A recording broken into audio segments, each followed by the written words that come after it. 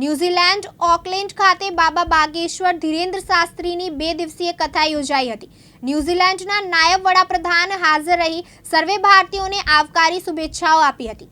ઓકલેન્ડના સેવાભાવી અહીંના MP doctor Shrimati Paramjit Parmar પણ હાજર રહી તમામ હિન્દુ ભાવિકોને આવકાર્યા હતા।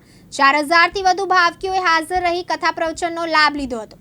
ન્યુઝીલેન્ડના નાયબ વડાપ્રધાન ડેવિડ શિમોરનું ભારતીય પરંપરા મુજબ તિલક ચાંદલો કરી ખેસ પહેરાવી ભવ્ય સ્વાગત કરાયું હતું। બાબા બાગેશ્વર અને નાયબ વડાપ્રધાન અને મહાનુભાવોનું ઢોલ નગારા વગાડી ભવ્ય સ્વાગત કરાયું હતું।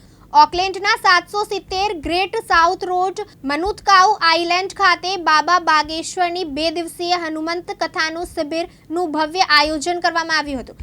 કાર્યક્રમની શરૂઆતમાં ન્યુઝીલેન્ડ અને ભારતના રાષ્ટ્રગીત ગવાયા અને કાર્યક્રમની શરૂઆત કરાઈ હતી। આ તકે બાબા બાગેશ્વરજીએ દેશ સેવા અને હિન્દુ સનાતન એકતા અને સત્કર્મને પુણ્ય કાર્ય અને હનુમાનજીની સેવાના વિશેષ યાદ અપાવી હતી।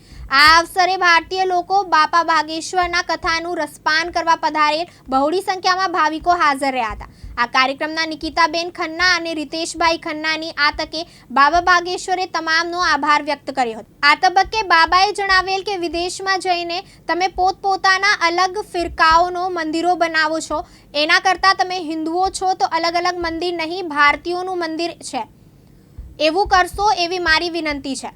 સુરતથી આજે ન્યુઝીલેન્ડના ઓકલેન્ડ શહેરમાં ટેરી સ્ટ્રીટ ગાર્ડનમાં બ્લોક હાઉસ 2 અમે બધા ગુજરાતી મિત્રો અહીંયા ઓકલેન્ડની અંદર બાબા બાગેશ્વર જે પધાર્યા છે એમના સત્સંગમાં અમે બધા ઉપસ્થિત રહ્યા હતા અને આજે એની અંદર નાયબ વડાપ્રધાન અહીંના ઓકલેન્ડના એ પધાર્યા હતા અને અમે બધા લોકો એમની શુભેચ્છા મુલાકાત પણ લેવાના છે। વિપુલ ધામેચા, દિવ્યાંગ ન્યૂઝ, ઉપલેટા, રાજકોટ।